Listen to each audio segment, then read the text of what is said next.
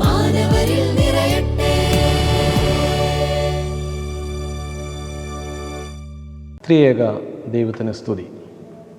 ദൈവജന ശുശ്രൂഷയിലേക്ക് എല്ലാവരെയും കർത്താവായ യേശുക്രിസ്തുവിന്റെ നാമത്തിൽ സ്വാഗതം ചെയ്യുകയാണ്. ഇന്ന് അല്പസമയ ചിന്തയ്ക്കായി സങ്കീർത്തനങ്ങളുടെ പുസ്തകം 23-ാം അധ്യായം 6-ാം വാക്യത്തിൻ്റെ അവസാന വാക്കുകളിലേക്ക് നമുക്കൊന്ന് വായിച്ച് പ്രാർത്ഥിച്ച ശുശ്രൂഷയിലേക്ക് പ്രവേശിക്കാം.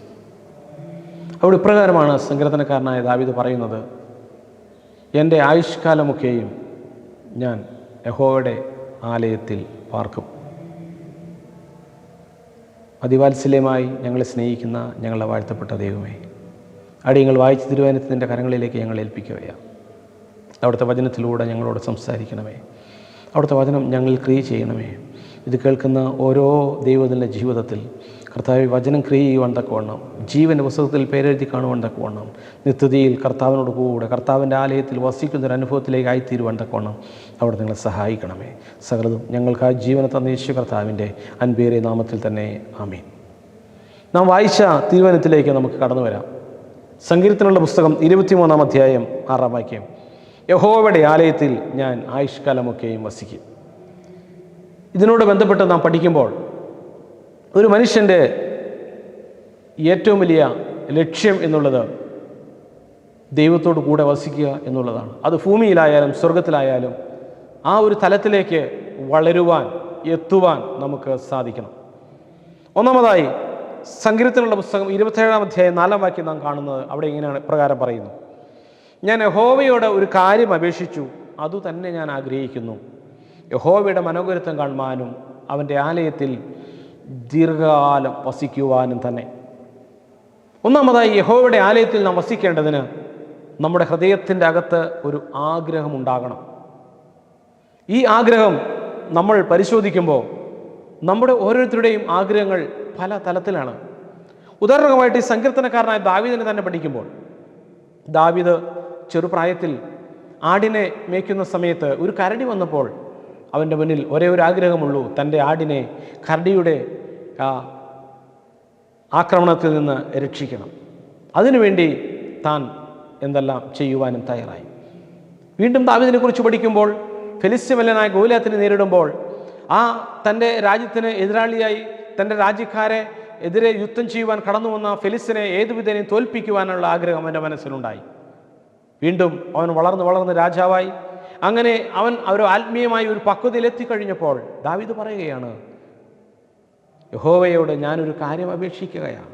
അതെൻ്റെ ആഗ്രഹമാണ്. എന്താണ്?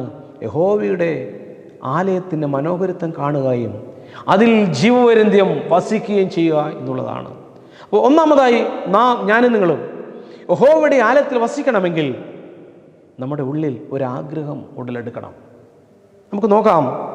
സങ്കീർത്തനങ്ങളുടെ പുസ്തകം 145-ാം അധ്യായം 19-ാം വാക്യത്തിലേക്ക് കടന്നു വരുമ്പോൾ അവിടെ ഇപ്രകാരമാണ് സങ്കീർത്തനക്കാരൻ പറയുന്നത്: തൻ്റെ ഭക്തന്മാരുടെ ആഗ്രഹം അവൻ സാധിപ്പിക്കും, അവരുടെ നിലവിളി കേട്ട് അവരെ രക്ഷിക്കും.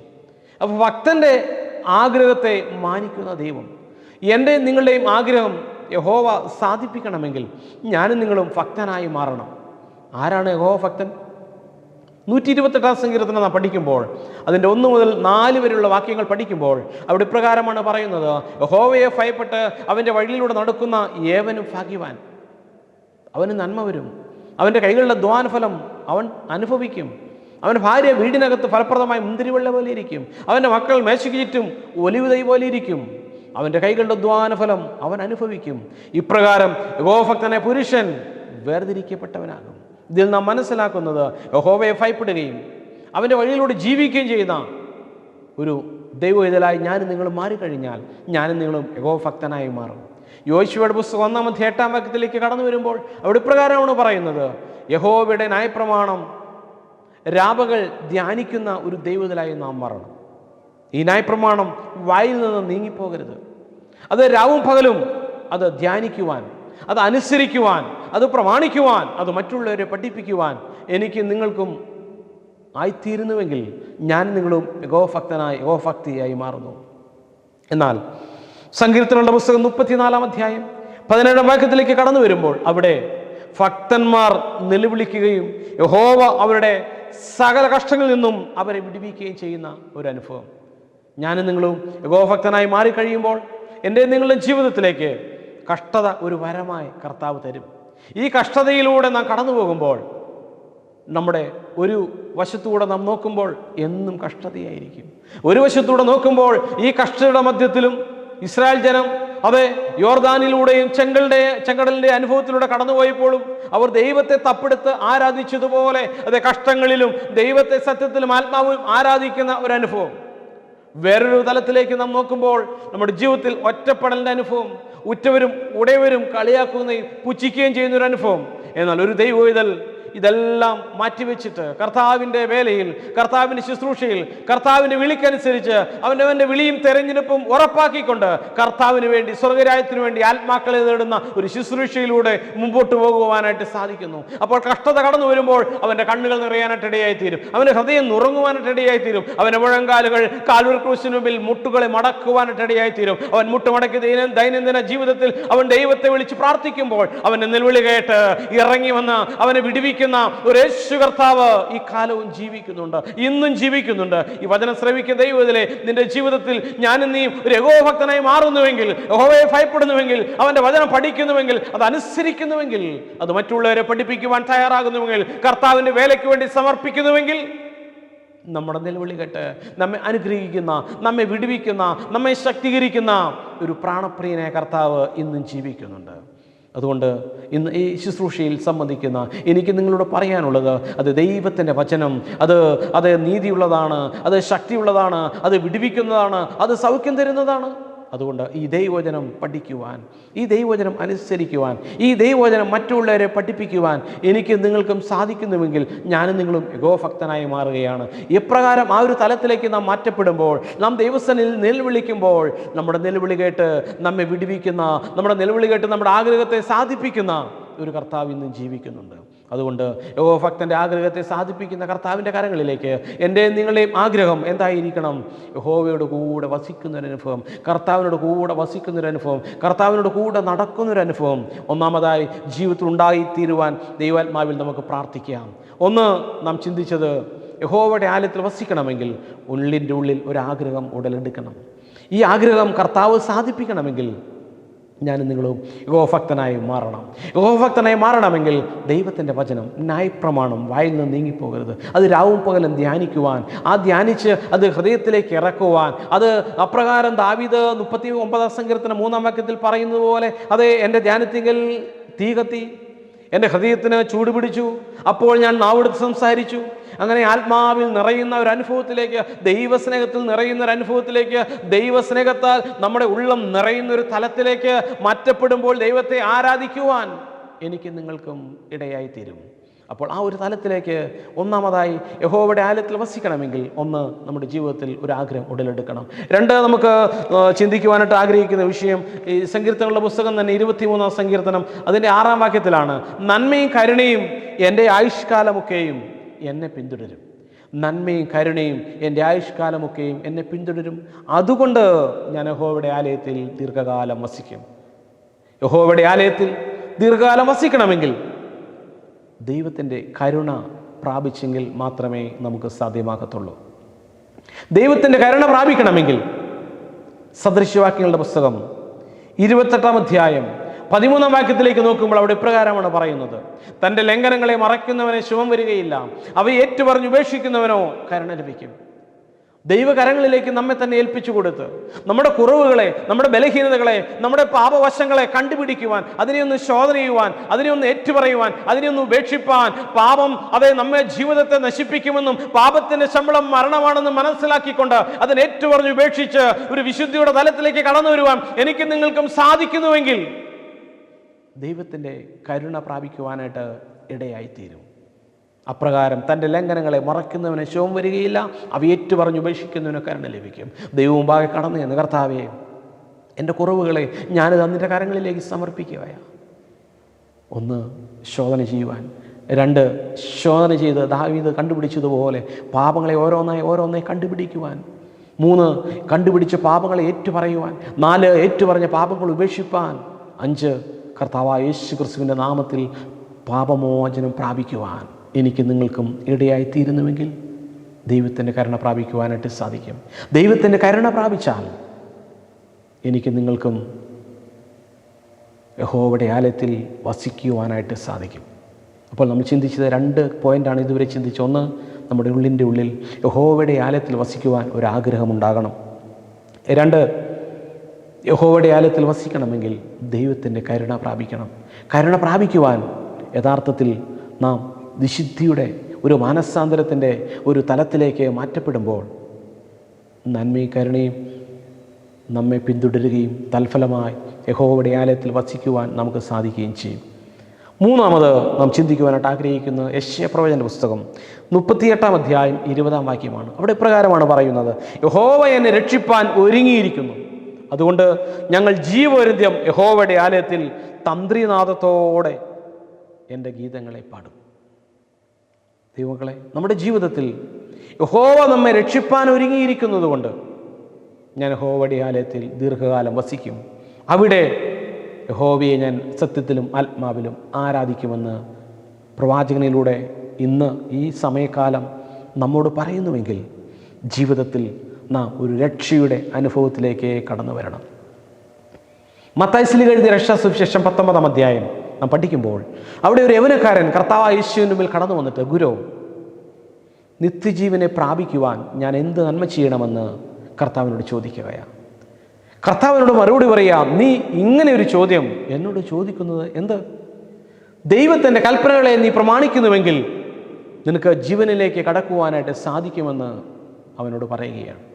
അപ്പോൾ അവൻ മറുപടി പറയുകയാണ്, ഏതാണ് ദൈവത്തിൻ്റെ കൽപ്പനകൾ? കർത്താവിനോട് പറയുകയാണ്, 1, നീ കൊല ചെയ്യരുത്. കൊല ചെയ്യരുതെന്ന് ദൈവവചനം നമ്മെ പഠിപ്പിക്കുമ്പോൾ അപ്പോസ്തലനായ യോഹന്നാന്റെ ലേഖനത്തിലൂടെ നമ്മളെ പഠിപ്പിക്കുന്നത് ഇങ്ങനെയാണ്: നിന്റെ സഹോദരനോട് നീ നിസ്സാരായി എന്ന് പറയുന്നുവെങ്കിൽ നീ കൊലപാതക കുറ്റത്തിന് കണക്ക് പറയേണ്ടി വരും.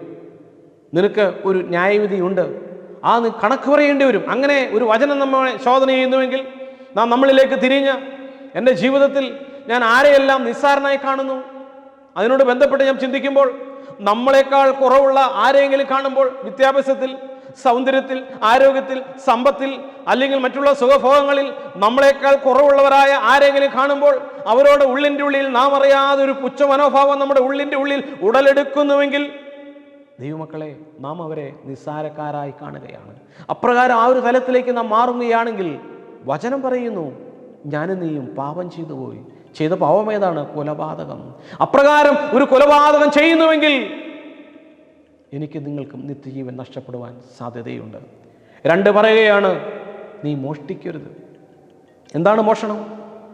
നമ്മുടേത് അല്ലാത്തതായിട്ടുള്ള എന്തെങ്കിലും ഒരു കാര്യം നാം ആഗ്രഹിച്ചാൽ, അത് കയ്യിലെത്തണ്ട, അത് ആഗ്രഹിച്ചാൽ നമ്മുടേതല്ലാത്തതായ എന്തെങ്കിലും ഒന്ന് 1 പൈസയ്ക്ക് വിലയുള്ളതാണെങ്കിലും അത് നാം ആഗ്രഹിക്കുന്നുവെങ്കിൽ നാം ഒരു മോഷ്ടാവിൻ്റെ ലിസ്റ്റിലേക്ക് നമ്മുടെ പേര് ചേർക്കപ്പെടും.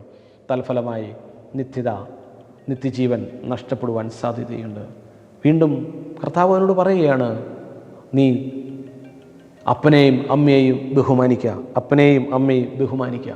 അപ്പനെയും അമ്മയും ബഹുമാനിക്കുക എന്ന് ഉദ്ദേശിക്കുന്നത് ഒരുപക്ഷെ നമ്മൾ അവർ പറയുന്ന കാര്യങ്ങളൊക്കെ ചെയ്യുന്നുണ്ടാകും. പക്ഷേ നമ്മുടെ കാലഘട്ടവും അവരുടെ കാലഘട്ടവും രണ്ടും രണ്ടാണ്. നമ്മളോടൊപ്പം ചിന്തിക്കുവാൻ, നമ്മളുടെ രീതിയിലുള്ള വിദ്യാഭ്യാസമോ അറിവോ ആരോഗ്യമൊന്നും അവർക്കുണ്ടായിക്കൊള്ളണമെന്നില്ല. അവരുടെ ചിന്താമണ്ഡലം ചിലപ്പോൾ നമ്മളെക്കാൾ ചെറുതായിരിക്കാം. അപ്പോൾ അവരെ കൂട്ടി നിർത്തുവാൻ, അവരുടെ കുറവ് മനസ്സിലാക്കി അവരോട് കളിയാക്കാതെ, അവരെ പുച്ഛിക്കാതെ, അവരെ ചേർത്ത് പിടിക്കുവാൻ എനിക്ക് നിങ്ങൾക്കും സാധിക്കുന്നില്ല എങ്കിൽ അവരുടെ വേദനയിൽ പങ്കുചേരുവാൻ, അവരുടെ ബുദ്ധിമുട്ടിൽ, അവരുടെ കഷ്ടതകളിൽ അവരോടൊപ്പം ആയിരുന്ന് അവരെ പോലെ അവരോട് ചേർന്ന് നിന്ന് അവരെ കരുതുവാൻ, അവരെ ബഹുമാനിപ്പാൻ, അവരെ പരിപാലിക്കുവാൻ എനിക്ക് നിങ്ങൾക്കും സാധിക്കുന്നില്ലെങ്കിൽ ദൈവത്തിൻ്റെ വചനപ്രകാരം ഞാനും നിങ്ങളും അവരെ ബഹുമാനിക്കുന്നില്ല. തൽഫലമായി ഞാനും നിങ്ങളും പാപികളുടെ ലിസ്റ്റിലേക്ക് കടന്നു വരികയാണ്. വീണ്ടും പറയുകയാണ്, കൂട്ടുകാരനെ നിന്നെപ്പോലെ തന്നെ സ്നേഹിക്കുക. എന്താണ് നിന്നെപ്പോലെ തന്നെ സ്നേഹിക്കുക എന്ന് യോഹന്നാൻ്റെ അപ്പോസ്തലന്റെ സുവിശേഷത്തിൽ പറയുന്നത്? ദൈവവചനം അവിടെ പ്രകാരമാണ് പറയുന്നത്. നിന്റെ ജീവിതത്തിൽ നീ അനുഭവിക്കുന്ന, നീ സ്നേഹിക്കുന്ന, നീ ആരാധിക്കുന്ന, നിനക്ക് വിടുതൽ തന്ന, നിനക്ക് സൗഖ്യം തന്ന കർത്താവായ യേശു ക്രിസ്തുവിനെ നീ നിൻ്റെ കൂട്ടുകാരൻ്റെ ഹൃദയത്തിലേക്ക് പകർന്നു കൊടുക്കുവാൻ നിനക്ക് സാധിക്കുന്നില്ല എങ്കിൽ നിൻ്റെ കൂട്ടുകാരനെ നീ സ്നേഹിക്കുന്നില്ല എന്നതാണ്. ചുരുക്കി പറഞ്ഞാൽ, നമ്മുടെ കൂട്ടുകാരൻ്റെ, നമ്മുടെ സഹോദരൻ്റെ ആത്മാവിനെ നിത്യതയിലെത്തിക്കുവാൻ എനിക്കും നിനക്കും സാധിക്കുന്നില്ല എങ്കിൽ ഞാനും നിങ്ങളും ദൈവവചനപ്രകാരം പാപം ചെയ്യുകയാണ്. വീണ്ടും അവിടെ പറയുന്നുണ്ട്, നീ വ്യഭിചാരം ചെയ്യരുത്. എന്താണ് വ്യഭിചാരം? പരസ്യമായി വ്യഭിചാരമല്ല ഇവിടെ ഉദ്ദേശിക്കുന്നത്. രഹസ്യമായി നമ്മുടെ മനസ്സിൽ വരുന്ന ചില ചിന്തകൾ, അതായത് നമുക്ക് അവകാശപ്പെടാത്തതായ ദൈവഹിതപ്രകാരം ദൈവം എനിക്കും നിങ്ങൾക്കും ഒരുക്കിയിട്ടില്ലാത്തതായ എന്തെങ്കിലും ഒന്നിനെ നാം അവകാശപ്പെടുവാൻ നോക്കുകയോ അതിനെ ഉറ്റുനോക്കുകയോ അതിനെ അതിനെ ആസ്വദിക്കുകയോ നമുക്ക് അവകാശമില്ലാത്ത എന്തും അവകാശമാക്കുവാനോ ആസ്വദിക്കുവാനോ നാം വ്യഗ്രത പുലർത്തുന്നുവെങ്കിൽ അത് വ്യഭിചാരമാണ്. ഇങ്ങനെ കുറേ കൽപ്പനകൾ ഈ യൗവനക്കാരനോട് കർത്താവ് സംസാരിക്കുന്നുണ്ട്. അപ്പോൾ യൗവനക്കാരൻ പറയുകയാണ്, ഈ വക കാര്യങ്ങളൊക്കെ ഞാൻ പ്രമാണിച്ചു പോരുന്നു, ഇനി എന്ത് എന്ന് കർത്താവിനോട് ചോദിക്കുകയാണ്. അപ്പോൾ കർത്താവിനോട് പറയുകയാണ്, ഒരു കുറവ് നിനക്കുണ്ട്. അപ്പോൾ 100-ൽ 99 മാർക്കും ഈ ചെറുപ്പക്കാരൻ നേടി. കർത്താവ് വിലയിരുത്തിയപ്പോൾ, പരീക്ഷിച്ചപ്പോൾ, അവന് എക്സാം ഇട്ടപ്പോൾ ആ ഒരു കുറവ് കർത്താവ് പറയുകയാണ്, നീ സൽഗുണപൂർണനാകുവാൻ ആഗ്രഹിക്കുന്നുവെങ്കിൽ നിനക്കുള്ള സമ്പത്ത് വിറ്റ് ദരിദ്രർക്ക് കൊടുക്കുക, അതിനുശേഷം എന്നെ വന്ന് അനുഗമിക്കാം. എന്നാൽ നാം അവിടെ കാണുന്നത്, ഈ ചെറുപ്പക്കാരൻ വളരെയേറെ സമ്പത്തുള്ളവനായതുകൊണ്ട് അവൻ ദുഃഖിച്ച് പോയി കളഞ്ഞു. എന്ന് വെച്ചാൽ നിത്യജീവനെ മാറ്റി നിർത്തി, നിത്യജീവനേക്കാൾ അവൻ്റെ ജീവിതത്തിലുള്ളതായ സമ്പത്തിന് പ്രാധാന്യം കൊടുത്ത്, അതിന് വില കൊടുത്ത്, അതിനെ മുമ്പോട്ട് നോക്കി ആ സമ്പത്തിൻ്റെ സുഖഭോഗങ്ങളിൽ ആസ്വദിച്ച് ജീവിക്കുവാൻ തീരുമാനമെടുത്ത് അവൻ കർത്താവിനെ ഉപേക്ഷിച്ച് അവൻ മടങ്ങിപ്പോയി. എന്നാൽ കർത്താവ് വീണ്ടും അവിടെ തൻ്റെ ശിഷ്യന്മാരോട് പറയുന്നൊരു കാര്യമുണ്ട്. കർത്താവ് അവരോട് പറയുകയാണ്, രക്ഷയെക്കുറിച്ച്. രക്ഷിക്കപ്പെടുവാൻ ആർക്ക് കഴിയുമെന്ന് തൻ്റെ ശിഷ്യന്മാരെ കർത്താവ് അവിടെ പഠിപ്പിക്കുകയാണ്. മത്തായി എഴുതിയ രക്ഷാസുവിശേഷം അതിൻ്റെ 19-ാം അധ്യായം 25-ാം വാക്യത്തിലേക്ക് വരുമ്പോൾ കർത്താവ് അവിടെ പറയുകയാണ്, രക്ഷിക്കപ്പെടുവാൻ ആർക്ക് കഴിയും. അപ്പോൾ കർത്താവ് ശിഷ്യന്മാരോട് പറയുകയാണ്. ശിഷ്യന്മാർ ചോദിക്കുന്നുണ്ട്, എങ്ങനെ സാധിക്കും, ഞങ്ങൾക്ക് എങ്ങനെ രക്ഷപ്പെടാൻ കഴിയും? അപ്പോൾ കർത്താവ് പറയുക, മനുഷ്യർക്ക് അസാധ്യമെങ്കിലും ദൈവത്തിന് സാധ്യം. മനുഷ്യർക്ക് അസാധ്യമെങ്കിലും ദൈവത്തിന് സാധ്യം. രക്ഷിക്കപ്പെടുവാൻ ഈ ലോകത്തിന് കീഴ്, ആകാശത്തിന് കീഴെ വേറെ ഒരേ ഒരു നാമം ഉള്ളൂ. അത് കർത്താവായ യേശു ക്രിസ്തു എന്ന ഏകനാമമാണ്. കർത്താവിനോട് പറയുകയാണ്, അതേ, മനുഷ്യർക്ക് അസാധ്യമെങ്കിലും ദൈവത്തിന് സാധ്യമെന്ന്. അത് തന്നെയാണ് കാരാഗൃഹ പ്രമാണിയോടും അപ്പോസ്തല പ്രവൃത്തി 16-ാം അധ്യായം 31-ാം വാക്യത്തിൽ പൗലോസ് അപ്പോസ്തലൻ പറയുകയാണ്, കർത്താവായ യേശു ക്രിസ്തുവിൽ വിശ്വസിക്കുക, എന്നാൽ നീയും നിന്റെ കുടുംബവും രക്ഷ പ്രാപിക്കുമെന്നുള്ളത്. ഇന്ന് ഈ വചനം കേൾക്കുന്നുവെങ്കിൽ എൻ്റെയും നിങ്ങളുടെയും ജീവിതത്തിലേക്ക് ഒരു ചോദ്യചിഹ്നം, ദൈവത്തിലെ നീ രക്ഷയുടെ അനുഭവത്തിലൂടെ നീ വളരുകയാണോ? രക്ഷയിലൂടെ വളർന്ന് നിത്യതയിലെത്തുവാൻ നിനക്ക് സാധിക്കുന്നുണ്ടോ? റോമാലേഖനം 6-ാം അധ്യായം 22-ാം വാക്യത്തിൽ ഇങ്ങനെയാണ് പറയുന്നത്, എന്നാൽ ഇപ്പോൾ പാപത്തിൽ സ്വാതന്ത്ര്യം പ്രാപിച്ച് ദൈവത്തിൻ്റെ ദാസന്മാരായി തീർന്നിരിക്കുന്ന നിങ്ങൾക്ക് ലഭിക്കുന്ന ഫലം വിശുദ്ധീകരണവും അതിൻ്റെ അന്ത്യം നിത്യജീവനുമാണ്. അപ്രകാരം പാപത്തിൽ സ്വാതന്ത്ര്യം പ്രാപിക്കുവാൻ, മാനസാന്തരത്തിന് യോഗ്യമായ ഫലം കായ്ക്കുവാൻ എനിക്കും നിങ്ങൾക്കും സാധിക്കുന്നുവെങ്കിൽ നിത്യജീവൻ്റെ അനുഭവത്തിലേക്ക് കടന്നു വരുവാനായിട്ട് സാധിക്കും. രക്ഷയുടെ അനുഭവത്തിലേക്ക് കടന്നു വരുവാനായിട്ട് സാധിക്കും. യേശുപ്രഭുവിലേക്ക് കടന്നു വരുമ്പോൾ നാം ചിന്തിച്ചത് എങ്ങനെയാണ്? യഹോവ എന്നെ രക്ഷിപ്പാൻ ഒരുങ്ങിയിരിക്കുന്നു, അതുകൊണ്ട് ഞങ്ങൾ ജീവവരുന്ന യഹോവയുടെ ആലയത്തിൽ തന്ത്രിനാദത്തോടെ എൻ്റെ ഗീതങ്ങളെ പാടും. 1 പത്രോസിൻ്റെ ലേഖനം 1-ാം അധ്യായം 8-9 വാക്യങ്ങൾ വായിക്കുമ്പോൾ അവിടെ പ്രകാരമാണ് പറയുന്നത്, അവനെ നിങ്ങൾ കണ്ടിട്ടില്ലെങ്കിലും സ്നേഹിക്കുന്നു, ഇപ്പോൾ കാണാതെ വിശ്വസിച്ചുകൊണ്ട് നിങ്ങളുടെ വിശ്വാസത്തിന് അന്ധമായ ആത്മരക്ഷ പ്രാപിക്കുകയും പറഞ്ഞു തീരാത്തതും മഹിമയുള്ളതുമായ സന്തോഷത്തോടെ ആനന്ദിക്കുകയും ചെയ്യുന്നു. കർത്താവിൻ്റെ ശുശ്രൂഷയിലായിരിക്കുന്ന ദൈവവേദനെ ഈ പകൽക്കാലം ദൈവത്തിൻ്റെ ആത്മാവിന് ഈ ശുശ്രൂഷയിലൂടെ എനിക്ക് നിങ്ങൾക്കും ദൈവത്തിൻ്റെ ആത്മാവ് പകർന്നു തരുന്ന സന്ദേശമാണ്. ഞാനും നിങ്ങളും യഹോവയുടെ ആലയത്തിൽ ദീർഘകാലം വസിക്കണം. 1, ആഗ്രഹമുണ്ടാകണം. 2, ദൈവത്തിൻ്റെ കരുണ പ്രാപിക്കണം. 3, നാം യഹോവയുടെ രക്ഷയുടെ അനുഭവത്തിലേക്ക് കടന്നു വരണം. ഇപ്രകാരം ആ ഒരു തലത്തിലേക്ക് എനിക്ക് നിങ്ങൾക്കും ആയിത്തീരുവാൻ ദൈവത്തിൻ്റെ പരിശുദ്ധാത്മാവ് നമ്മെ സഹായിക്കട്ടെ. ഒരു നിമിഷം കൂടി നമുക്ക് പ്രാർത്ഥിക്കാം.